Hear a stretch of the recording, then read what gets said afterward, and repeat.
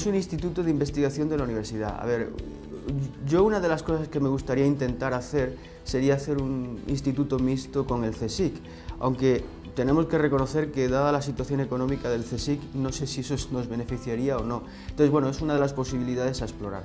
Pero ahora mismo el instituto es un instituto universitario de la Universidad de Salamanca y hay un grupo en Valladolid, de manera que es un instituto interuniversitario entre la Universidad de Salamanca y la Universidad de Valladolid. A mí no me gusta hablar de ciencia básica o ciencia traslacional. Yo creo que lo que debemos hacer es hablar de ciencia buena o ciencia no tan buena, y lo que nosotros queremos hacer es la mejor ciencia posible. ¿Por qué? Porque lo de ciencia básica y clínica es artificial. Toda la ciencia está, digamos, tiene como objetivo último el trasladar a la sociedad y a los pacientes lo que hacemos. Lo que ocurre es que yo creo que es más el marco temporal. Cuando uno empieza con un proyecto de investigación, puede comenzar muy al inicio y entonces hay que hacer cosas muy básicas. Y si se incorpora a un proyecto que lleva décadas, pues es muy probable que los frutos del trabajo de los 30, 40 últimos años pues tengan una aplicación más directa. Por ejemplo, yo siempre hablo de un ejemplo que es el descubrimiento del ADN por Watson y Crick en los años 50. Aquello era muy básico y es muy básico y bueno, pues se sabe que fue el dogma fundamental de la biología. En aquel entonces yo estoy seguro que ni Watson ni Crick podían imaginarse que aquello iba a ser la base del entendimiento del cáncer.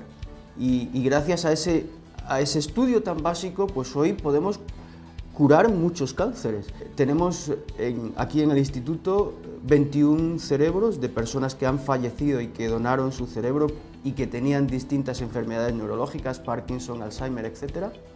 Y tenemos 151 donaciones, es decir, personas que han donado su cerebro y que cuando fallezcan, esperemos que tarde mucho, pues vamos a recibir su cerebro. Entonces, un problema que tenemos es la financiación de este banco de cerebros. Todos los años la Junta de Castilla y León nos da una pequeña subvención para contratar un técnico, este año lo hemos conseguido, pero hay una lucha permanente, una negociación, etc. Y a mí lo que me gustaría es que este técnico, este banco, sea algo permanente y que no tengamos que, digamos, invertir o utilizar tanto tiempo cada año para que se haga estable y eso nos ayude, porque el banco está muy bien y nos han pedido muestras hasta desde Australia hace unos meses. La gente no lo conoce y sobre todo el hecho de que necesitamos cerebros sanos, cerebros de personas que, bueno, pues cuando fallezcan no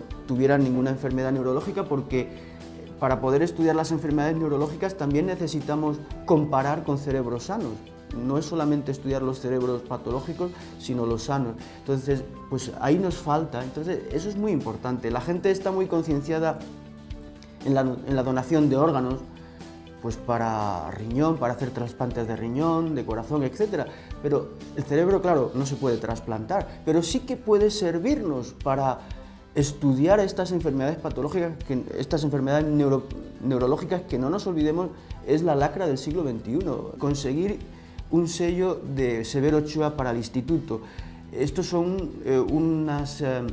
digamos, un premio o una financiación especial que da el Ministerio de Economía y Competitividad, básicamente en función de la productividad y de la excelencia del instituto. Entonces tenemos que hacer una solicitud y si consiguiéramos este sello sería también muy bueno, porque nos permitiría contratar personal, que es otro de los problemas que tenemos. Tenemos muy buenos investigadores, pero si pudiéramos contratar más gente seríamos aún mejores.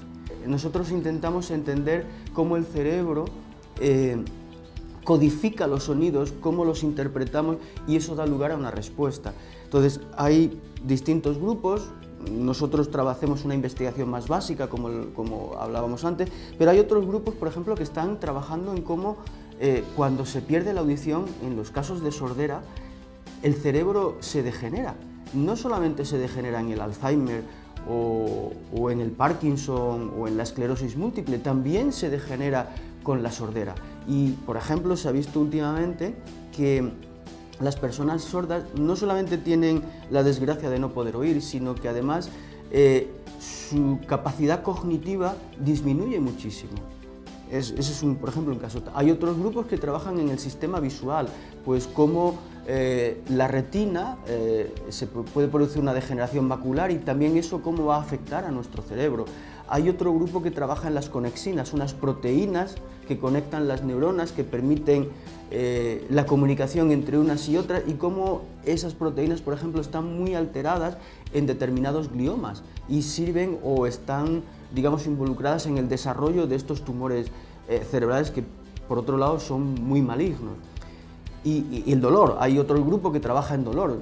Nadie se le escapa que cuando a uno le duele algo es terrible. Entonces, el poder entender y el poder, digamos, tratar el dolor es fundamental.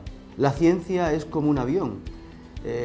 Yo no sé si los políticos se dan cuenta de que si un avión va a 800 kilómetros por hora y se reduce la velocidad a 400, el avión no es que vaya más despacio y tarde el doble en llegar.